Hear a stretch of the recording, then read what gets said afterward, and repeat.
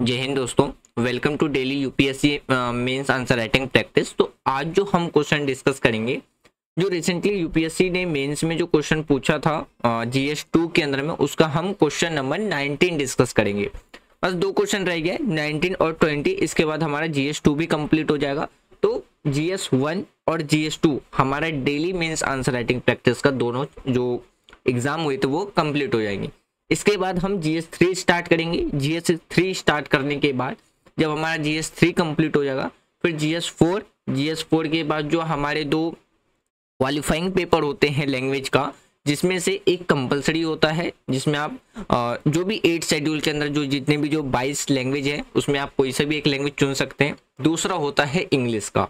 ये दोनों paper qualifying होते हैं, यानी कि अगर आप लैंग्वेज की पेपर की बात करो तो 300 नंबर का होता है। 300 में से आपको कितने लाने होते हैं? 33% लेकर के आने होते हैं। बाकी जो आपके जीएस के पेपर होते हैं, जैसे जीएस 1, जीएस 2, जीएस 3, जीएस 4 ऐसे का पेपर हो गया, फिर आपका 2 ऑप्शनल पेपर हो गया। सेम सब्जेक्ट के 2 ऑप्शनल पेपर होते हैं। मान लीजिए आपने पीएसआईआर ऑप्शनल चुना है तो उसके 2 पेपर होंगे 250 मार्क्स के, और आपने हिस्ट्री चुना है तो हिस्ट्री के 2 पेपर होंगे। मतलब जो भी आपने ऑप्शनल चुना है उसके 2 पेपर होंगे, वो आपका होता है मेरिट सब्जेक्ट। तो इस पैटर्न पे आपको देखने को मिल जाएगा। तो कल की जो वीडियो में हमने गाइडलाइंस वीडियो जो डिस्कस करा था, उसमें हमने यही डिस्कस करा था कि जो स्टूडेंट अभी अपनी प्रिपरेशन स्टार्ट कर रहे हैं 2026 की एग्जाम देने के लिए, कि वो किस तरीके से अपने सिलेबस को एनालाइज करके अपना डेली रूटीन बना करके वो क्या कर सकते हैं, पेपर की प्रैक्टिस कर सकते हैं।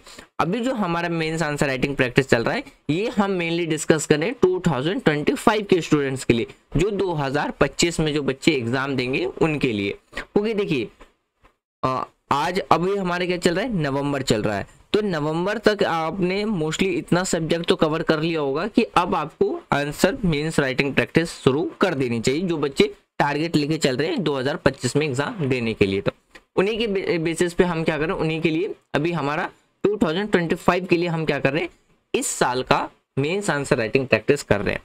जब हमारा सारे मेंस आंसर राइटिंग प्रैक्टिस हो जाएंगे, तब हम मेंस के लिए और प्रीलिम्स के लिए दोनों को लेकर के साथ साथ में चलेंगे। प्रीलिम्स के लिए हम मिनिमम 20 क्वेश्चन डेली डिस्कस करेंगे और एक आंसर होगा हमारा मेंस के लिए।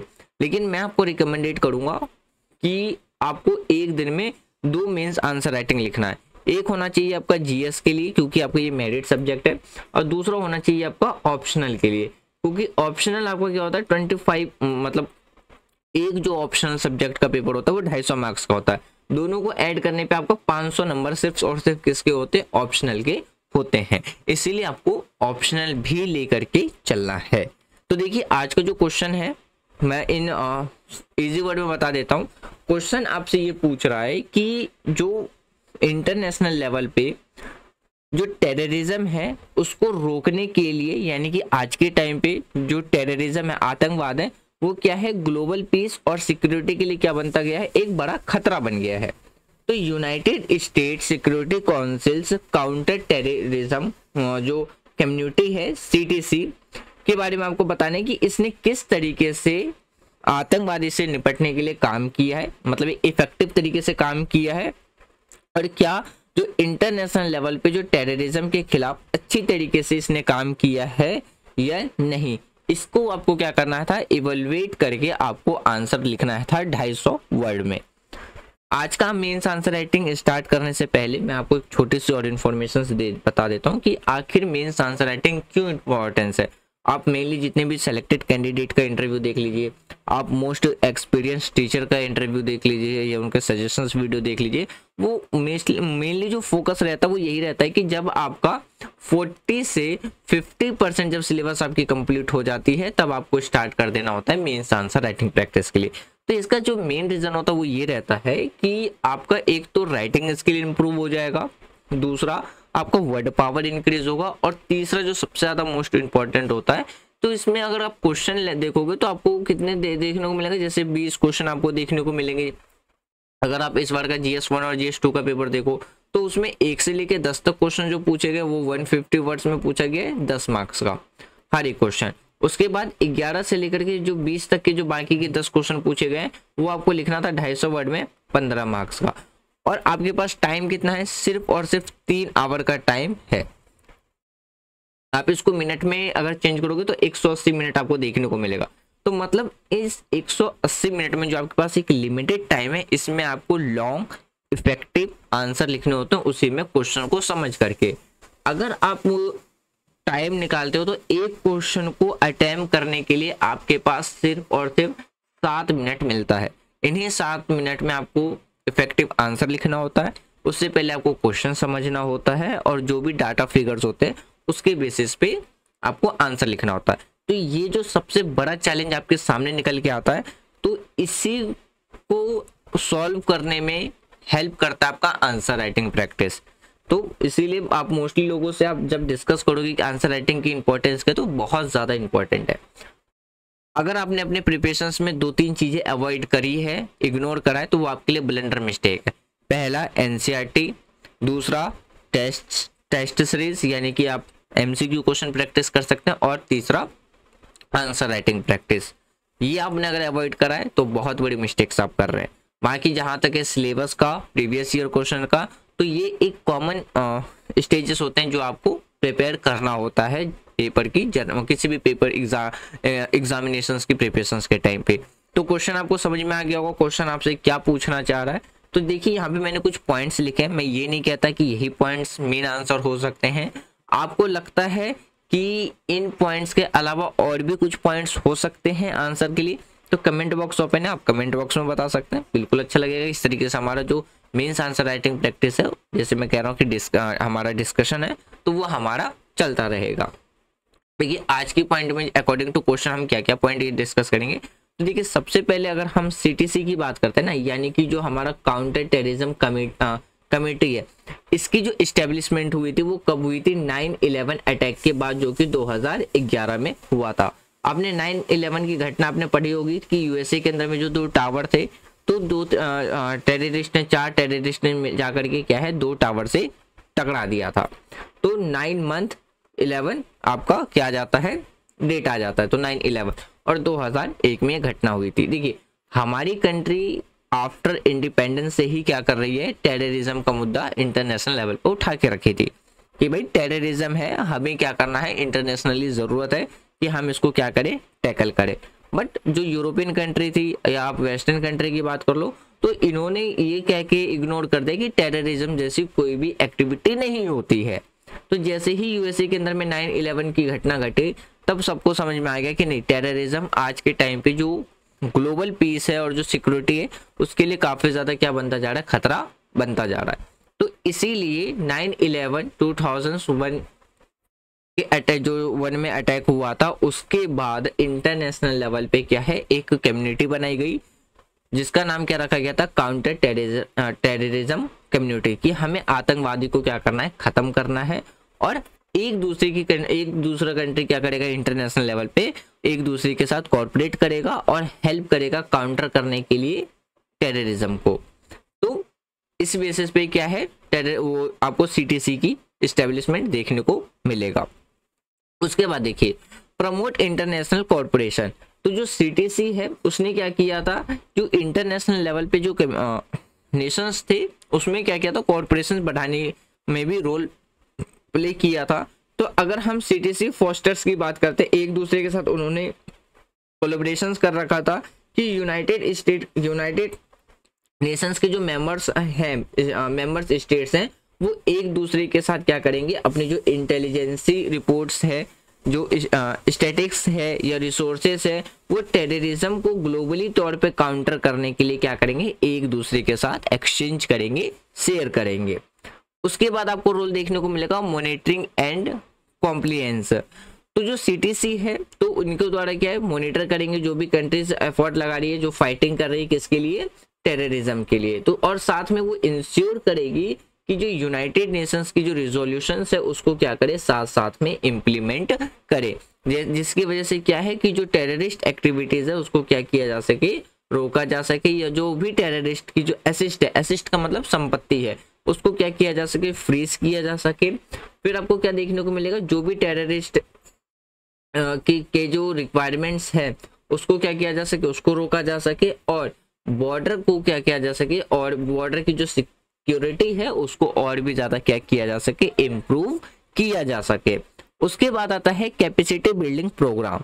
कैपेसिटी बिल्डिंग प्रोग्राम में आपको क्या देखने को मिलेगा, जो एग्जीक्यूटिव डायरेक्टरेट है, अगर हम CTED की बात करते हैं, और CTC वो क्या करेगा, सपोर्ट प्रोवाइड कराएगा नेशंस विद जो भी ट्रेनिंग्स है, रिसोर्सेज, गाइडेंस स्पेसिफिकली फॉर जो भी डेवलपिंग कंट्रीज है, ताकि उसमें क्या किया जा सके, जो भी टेरर एक्टिविटी, जो भी टेररिज्म एबिलिटीज हैं उसको क्या किया जा सके, काउंटर किया जा सके, उसको खत्म किया जा सके। उसके बाद आता है लिमिटेशंस इन इन्फोर्समेंट पावर, मतलब जो भी परिवर्तन शक्ति की बात करते हैं उसकी सीमाएं में अगर हम बात करें तो जो CTC है उसमें आपको काफी कमी देखने को मिलेगा इन्फोर्समेंट ऑटोनॉमी की। तो इसके वजह से क्या है, ये रिकमेंडेड किया जाता है और एडवाइस दी जाती है कि ये डिपेंड रहते हैं ऑन किस पे, सिर्फ और सिर्फ जो मेंबर्स स्टेट होते हैं उन पे। फिर आपको क्या देखने को मिलेगा, जो वॉल्यूंटरी जो कॉर्पोरेशन है टू इम्प्लीमेंट मेजर इफेक्टिवली, मतलब कि अगर हम बात करें तो जो भी उपाय है, उपाय को प्रयोग ढंग से लागू करने के लिए यह सदस्य देशों की क्या होती है, सदस्य देशों की स्वैच्छिक सहयोग पर भी क्या करता है, इम्प्लीमेंट करता है, कि वो कॉर्पोरेट करना चाहे तो कर सकते हैं, नहीं करना चाहे तो नहीं करते। तो मतलब कि क्या है, उनके ऊपर डिपेंड करता है। तो ये आपको कहीं ना कहीं क्या देखने को मिलेगा, एक लिमिटेशंस देखने को मिलेगा। चैलेंजेस की बात करते हैं, देखिए चैलेंजेस मतलब चैलेंजेस विथ मेंबर स्टेट्स जो इंटरेस्ट है, तो कुछ कंट्रीज आपको ऐसा देखने को मिलेगा जो मे कॉन्फ्लिक्ट नेशनल इंटरेस्ट और lack political will impacting the uniformity and effectiveness of CTC's incentives। मतलब क्या है, कुछ देश के जो राष्ट्रीय हित क्या होते हैं वो अलग अलग होते हैं, सेल्फ इंटरेस्ट क्या होती है वो अलग अलग हो सकती है, तो जिसकी वजह से यह राजनीतिक जो इच्छा शक्ति होती है उसकी कमी हो सकती है, जिसमें CTC की जो पहलों को क्या करता है वो कहीं ना कहीं इफेक्टिव करता है, उस पर कहीं ना कहीं असर डालता है। जैसे एग्जाम्पल के तौर पर आप ये समझिए, मान लीजिए जब हमारी कंट्री के द्वारा यूनाइटेड नेशन में पाकिस्तान के अगेंस्ट में रिजोल्यूशन लाया जाता है कि पाकिस्तान क्या करता है, जो भी टेररिस्ट होते हैं उसको वो क्या करता है, सपोर्ट प्रोवाइड कराता है, रहने के लिए आसरा देता है। तो यूनाइटेड नेशन सिक्योरिटी काउंसिल में जो चाइना है वो क्या करता है, पाकिस्तान में सपोर्ट में जाकर के उसको क्या कर देता है, वीटो कर देता है। तो क्या इस तरीके से हम टेररिज्म को काउंटर कर पाएंगे? तो पॉसिबल होता है नहीं। अब जैसे देखिए मैंने यहाँ पे एक पॉइंट हमने डिस्कस करा था, वो एक दूसरे के साथ क्या करेंगे कि जो भी इंटेलिजेंस रिसोर्सेस होते हैं, मतलब जो भी इंटेलिजेंस डाटा होते हैं वो सब एक दूसरे के साथ क्या करेंगे, शेयर करेंगे। यहाँ पे एक एग्जांपल आप देख सकते हैं फाइव आइज कंट्री का, जो आपके फाइव आइज कंट्री है। फाइव आइज कंट्री में कौन कौन से नेशन है वो आपको कमेंट बॉक्स में बताना है कि कौन कौन से उसमें देश है। तो ये जो फाइव आइज है वो क्या करते हैं, हर पूरे वर्ल्ड पे क्या करते हैं, एक तरीके से निगरानी रखने का काम करते हैं। जो भी उनके पास डाटा कलेक्शन होता है, इंफॉर्मेशन होती है, वो फाइव आइज मिलकर के क्या करते हैं, एक दूसरे के साथ एक्सचेंज करते। अब एक एग्जांपल ऐसे भी समझ सकते हैं। तो देखिए फिर आपको क्या देखने को मिलेगा, यहाँ पे जैसे हम बात करते हैं तो जो चाइना होता है वो क्या है, हर बार मेनली पाकिस्तान के फेवर में वीटो करके वो इस बात के लिए हटा देता है। तो इस तरीके से अगर हम चाहें तो कि टेररिज्म वर्ल्ड लेवल पे खत्म हो सकता है, तो ये पॉसिबल नहीं है। फिर रिस्पॉन्स टू इमर्जिंग थ्रेट्स, यानी कि अगर बात करते हैं नए खतरों का भी जवाब होता है। तो अगर हम CTC की बात करते हैं तो कंटिन्यूसली उनके द्वारा अपडेट किया गया, इनका जो फोकस रहेगा वो किसके लिए, जो भी नए खतरे हैं। जैसे अगर हम आज के टाइम पे बात करते हैं कि साइबर टेररिज्म हो गया, फाइनेंसिंग थ्रू जो क्रिप्टो करेंसीज हो गया, या हम अडेप्टिंग टू इन्वॉल्विंग टेररिस्ट जो टैक्टिक्स होते हैं, तो इन सब के रिगार्डिंग में भी क्या करने का कोशिश करता है कि किस तरीके से हम इन खतरों को क्या कर सकते हैं, रोक सकते हैं, किस तरीके से हम इसका मुकाबला कर सकते हैं। तो मुकाबला करने के लिए अपने ध्यान को लगातार वो क्या करते जा रहे हैं, अब अपने फोकस को वो क्या करते जा रहे हैं, अपडेट करते जा रहे हैं। तो जिससे कि जो आतंकवादी के जो तरीके हैं उसमें क्या है, टाइमली भी क्या है चेंजेस आए हुए हैं। तो जो बदलाव के अनुसार वो क्या कर सकते हैं, अपने जो कोशिशें होते हैं, प्रयास होते हैं, उसको वो क्या करते हैं, ढाल लेते हैं। मिड इफेक्टिवनेस देखने की बात करते हैं, यानी कि जो मिश्रित प्रभावशाली है।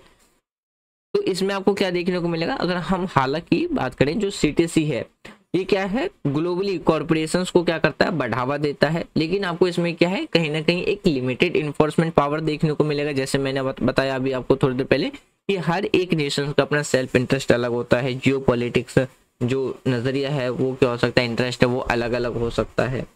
तो वेरिंग जो नेशनल इंटरेस्ट जो hinder its overall effectiveness in fully addresses terrorism world wide. जैसे मैंने आपको बताया कि यह आतंकवाद को पूरी तरीके से समाधान करने में क्या है, कहीं ना कहीं आपको ये लिमिटेड ही आपको देखने को मिलेगा वर्ल्ड लेवल पे। ये तो कुछ चैलेंजेस है, मतलब आप इन शॉर्ट से समझ सकते हैं कि जितना इफेक्टिव तरीके से काम किया जाना चाहिए था उतना इफेक्टिव तरीके से अभी भी काम नहीं कर पाए। अगर वो प्रॉपरली इफेक्टिव तरीके से काम करता तो हमें वर्ल्ड लेवल पे जो टेररिज्म आज भी एक बड़ा खतरा है तो वो कहीं ना कहीं आपको खत्म होता हुआ नजर आता।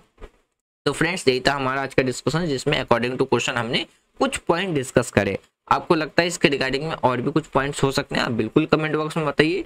आपको मेरे आंसर को मार्क्स देना है, स्कोरिंग करना है, बिल्कुल स्कोरिंग दे सकते हैं। वीडियो के रिगार्डिंग में कोई भी सजेशन देना है, कमेंट बॉक्स ओपन है, कमेंट बॉक्स में आप दे सकते हैं। नेक्स्ट वीडियो में हम किस पे डिस्कस करेंगे, जियो पॉलिटिकल एंड जियो स्टैटिक्स जो इंपॉर्टेंस है मालदीव फॉर इंडिया, जो क्वेश्चन है लास्ट क्वेश्चन है GS2 का, इसको डिस्कस करेंगे।